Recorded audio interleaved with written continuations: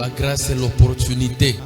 Je bénisse aussi tout le monde parce que tu es là encore ce matin. Tu n'es pas fatigué. J'étais avec toi la semaine passée. Commençons maintenant la semaine aujourd'hui. C'est pourquoi nous te bénissons au nom de Jésus. Le Seigneur nous a parlé encore dans le premier culte. Nous sommes en train de parler sur les fondements des ouvriers. Là, nous sommes en train de manger les os et non pas le lait. Si la personne veut grandir dans les choses de Dieu, je veux grandir aussi dans les choses de Dieu, viens dans l'école des ouvriers, viens dans l'école de Dieu le matin, là où tu vas trouver des choses de Dieu véritables. Va trouver ça. Là, nous sommes en train d'apprendre les ouvriers de la 11e heure, ceux qui vont bien servir le Seigneur. On ne sert pas Dieu par habitude, mais on sert Dieu par obéissance. Venez le matin dans le premier culte. Tu seras bien formé. Au deuxième culte, nous sommes en train d'enseigner, mais dans le premier culte, nous sommes en train de former les ouvriers. Pour te dire que l'œuvre de Dieu, ce n'est pas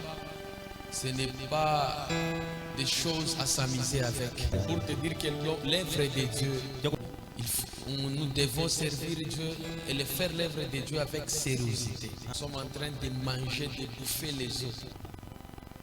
Maintenant, nous voulons enseigner et continuer sur ce qu'on a laissé. Le thème qui m'a été donné par le Seigneur d'enseigner.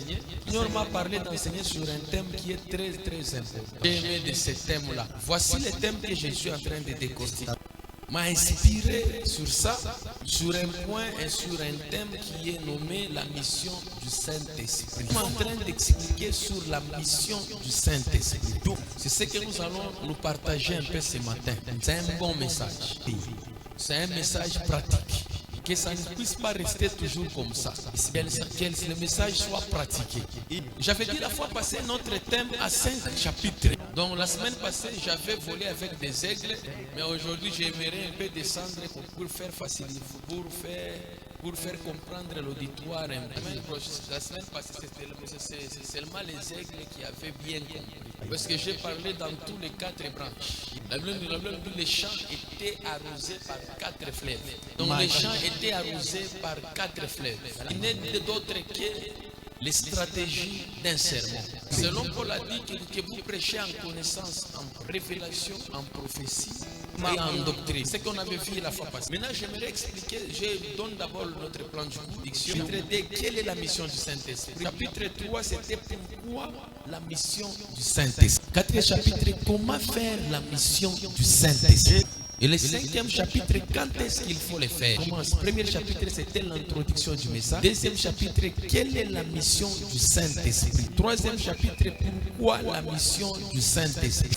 4e chapitre, comment faire la mission du Saint-Esprit? 5e chapitre, quand est-ce qu'il faut faire la mission du Saint-Esprit? Ce sont là les chapitres que nous sommes en train de parler. Nous sommes en train d'expliquer, que nous sommes en train de partager ensemble. Je vais parler dans l'introduction dans notre premier chapitre. C'est la définition du mot-clé. Expliquer sur les clés de ces mots.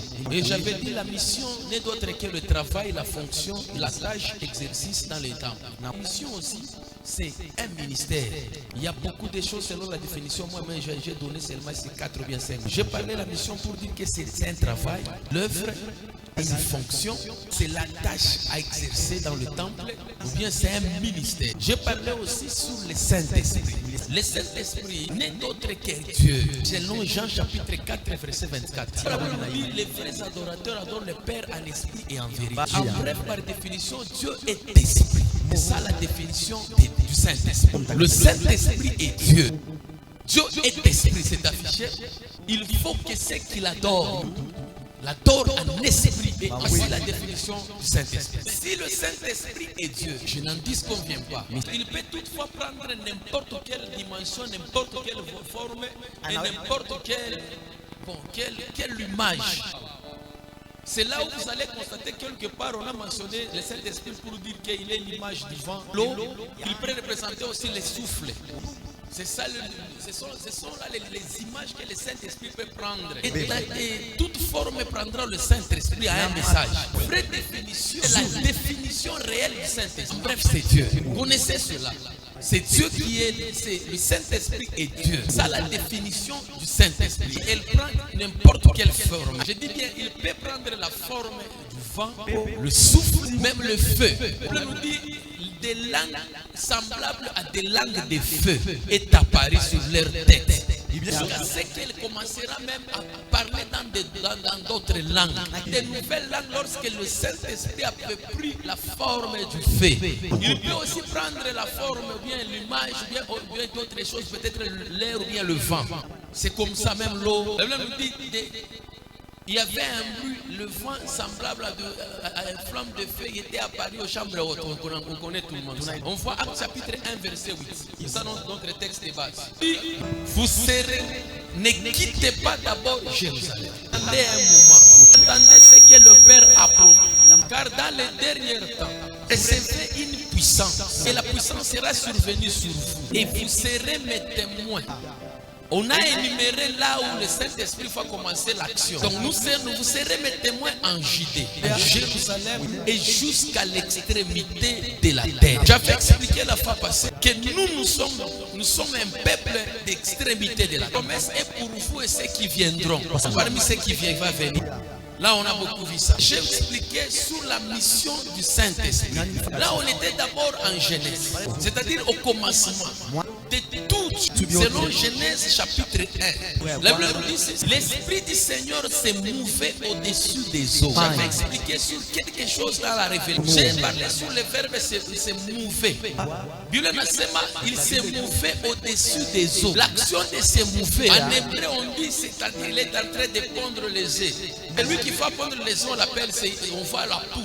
Il le fera pendant 21 jours. Voyons, les commentateurs nous font bien expliquer sur ça. C'est-à-dire Dieu devait attendre 21 jours pour qu'il puisse commencer la création. C'est 21 jours que Dieu a commencé à créer. C'est ça, c'est mouvé. Il fait révéler dans la révélation pour dire que Jésus avait la force et le pouvoir de marcher sur les eaux. Pourquoi? Parce que c'était dans le Genèse où il avait commencé à le faire. Il n'avait pas le pouvoir de retenir Jésus. Même les eaux n'avaient pas le pouvoir